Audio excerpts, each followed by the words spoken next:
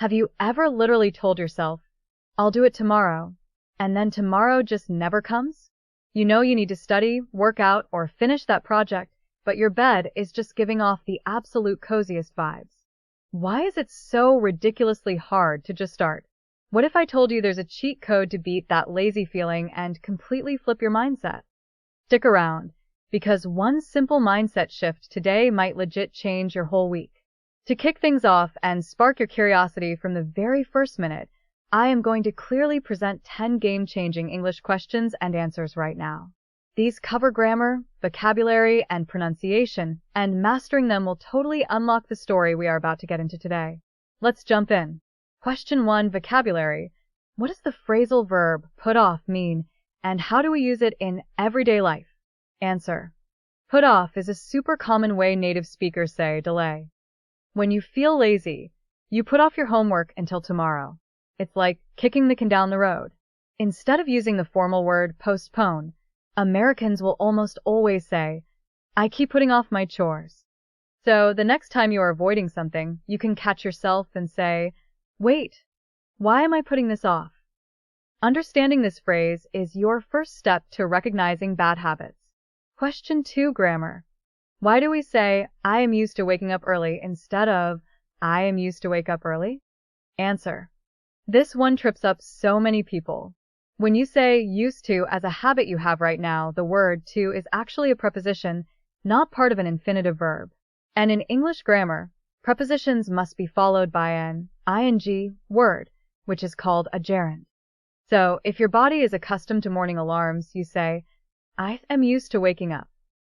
If you get this right, your English instantly sounds so much more natural and advanced. Question 3, pronunciation.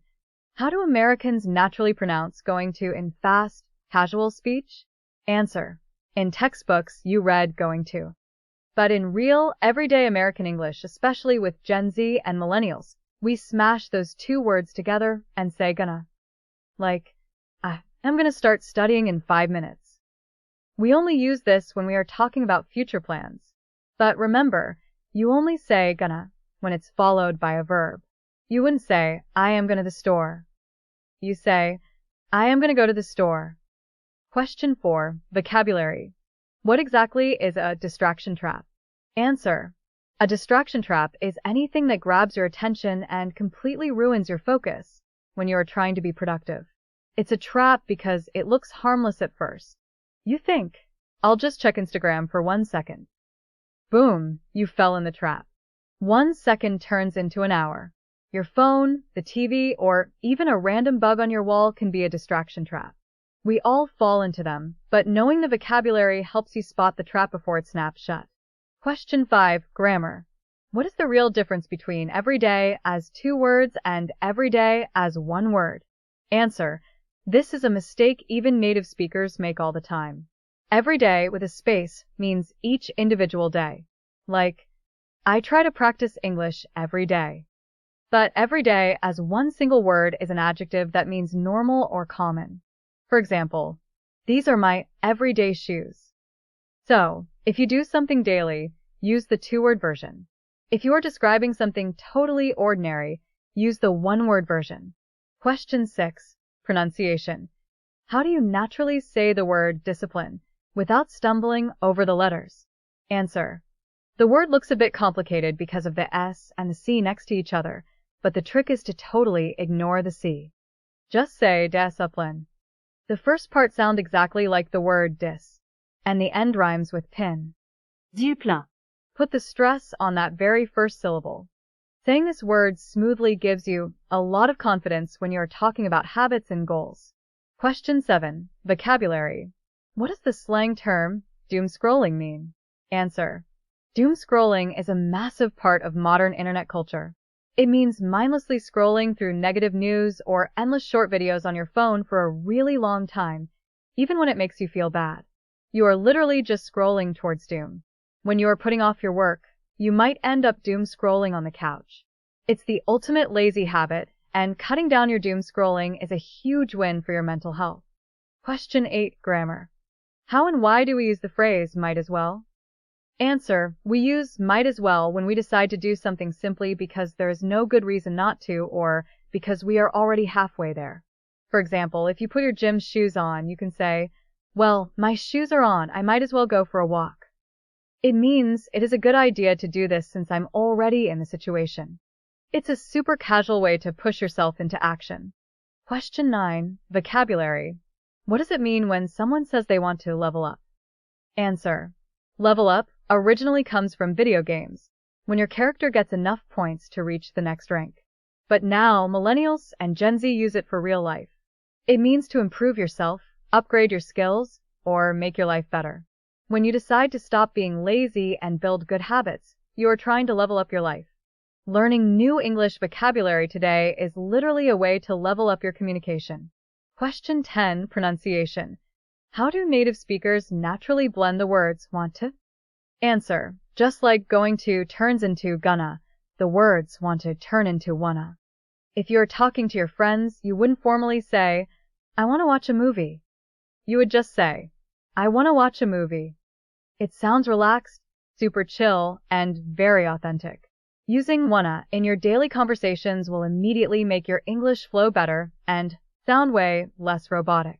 Alright, now that we have completely leveled up our English with those 10 questions, let's dive into the main story today. If you have ever searched the internet for how to stop being lazy at 2 in the morning, you are definitely in the right place. Let me paint a picture for you. The other morning, my alarm clock goes off at 6 a.m. It's pitching black outside, the room is freezing cold, and my bed is basically a warm, soft cloud. It is literally the best feeling in the world to be wrapped up in those blankets. My brain starts whispering, hey, just stay in bed. Hit snooze. Sleep for 1 more hour. It's totally fine. I really didn't want to get up. I almost gave in. But then I remembered the number 1 rule of getting things done. I used a tiny mental trick called the 5-minute rule.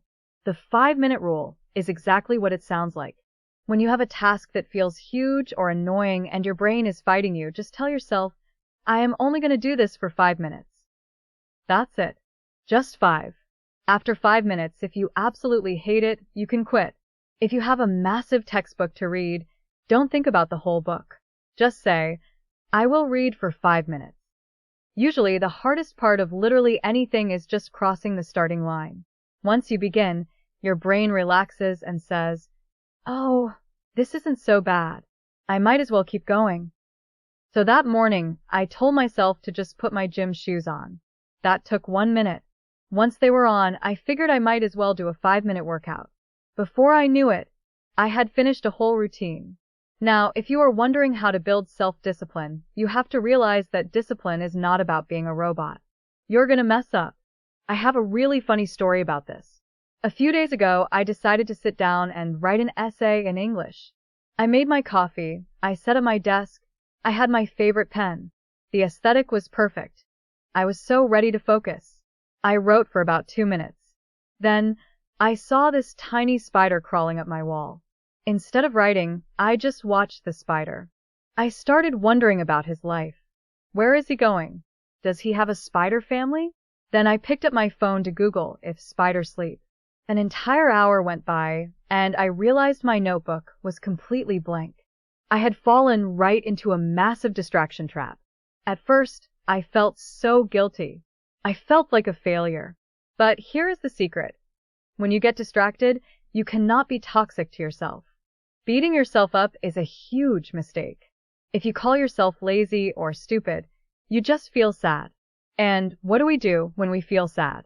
We want to eat junk food, lay on the couch, and go back to doomscrolling on our phones to feel better.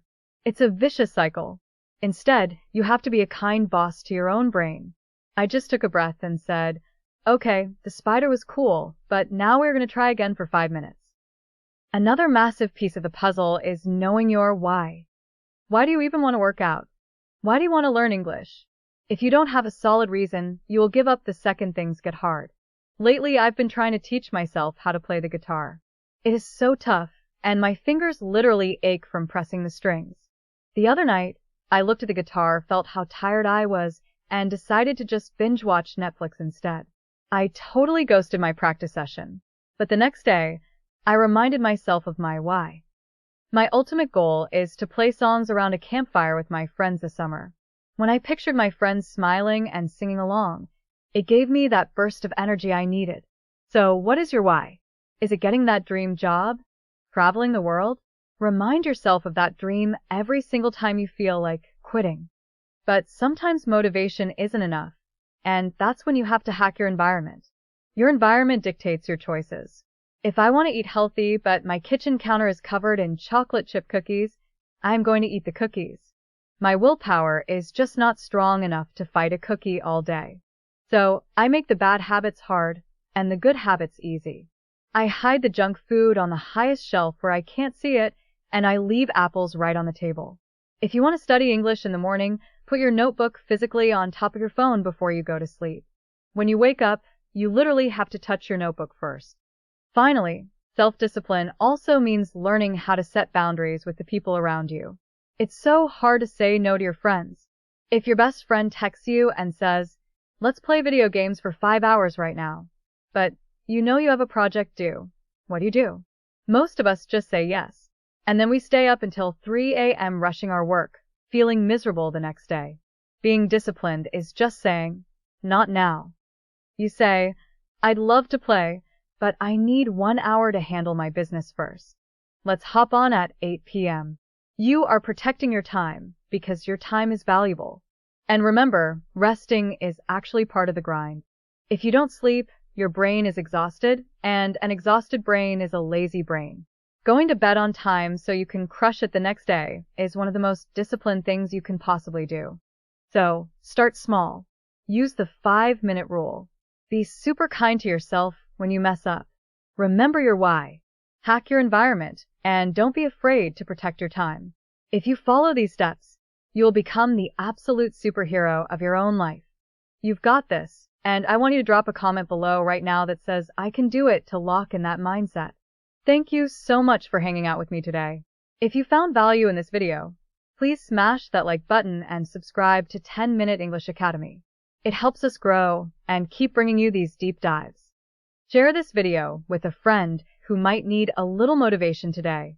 Until next time, stay strong, keep leveling up, and I will see you in the next one.